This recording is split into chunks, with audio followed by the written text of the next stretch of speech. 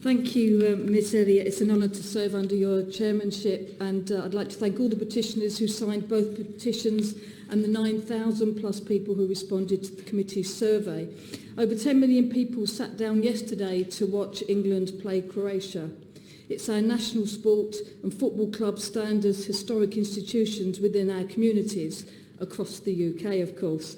And whilst I acknowledge that a move towards 50+1 ownership of clubs in England cannot be achieved overnight, the forthcoming review must be used as an opportunity to rebalance the current ownership structure in the favour of match-going supporters. In April, I coordinated a crossbench letter of over 60 MPs and peers calling for a very simple change in the law to force Premier League and EFL clubs to give their long-standing season ticket holders a 51% voting majority on any decision affecting the club's identity or future. The ESL debacle highlighted why it is essential that supporters are given the majority vote in their clubs. It underlined a growing sense that our clubs are all too often run in the interests of remote and unaccountable owners. The Glazer family takeover of Manchester United since 2005 is a prime example. Before the Glazers took over, Manchester United had no debts. Today, the club's net debt stands at around £455.5 million, yet the Glazer family continue to pocket huge dividends.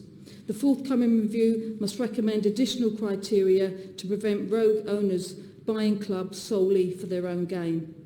I represent thousands of Newcastle United fans in the Jarrow constituency who have seen a stagnation of their club under Mike Ashley. Ashley applies the same business model to his Sports Direct empire as he does his football club, one of minimalism, low spending, and one of little or no regard to decent, hard-working people. And it would be remiss of me, of course, Madam Chair, not to mention that I also have a few thousand Sunderland fans in my constituency too.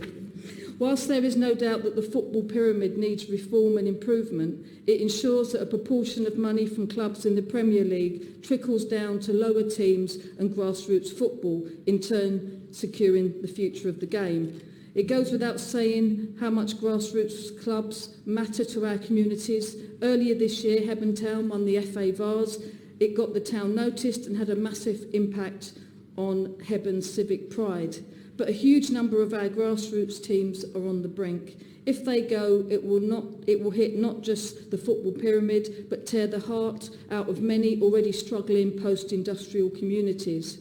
This is why it's essential that the forthcoming review recommends an independent financial regulator to represent the interests of supporters, protect against bad practices, and generally seek to prioritise the wider good of the game rather than allow the clubs to act solely in their self-interest. And finally, football must act as an equaliser. Clubs must do all they can to ensure social justice within their own community and the wider football community. We cannot allow further disconnection between fans and their teams whilst a wealthy few line their own pockets, because ultimately football is nothing without its fans. Thank you.